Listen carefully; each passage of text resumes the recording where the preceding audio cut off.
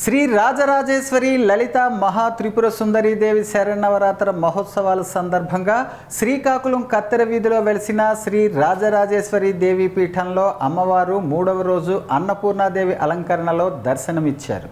శ్రీ రాజరాజేశ్వరి దేవి పీఠాధిపతి బ్రహ్మశ్రీ సుసరాపు లక్ష్మీ గణపతి శర్మ ఆధ్వర్యంలో నిత్య పూజలు, లలితా సహస్రనామ పారాయణం, శ్రీచక్ర కుంకుమ పూజలు భక్తి శ్రద్ధలతో జరుగుతున్నాయి. అలాగే సాయంత్రం 5 గంటలకు శ్రీ రాజరాజేశ్వరి సంగీత విద్యాపీఠం విద్యార్థులచే నాదార్చన జరిగింది.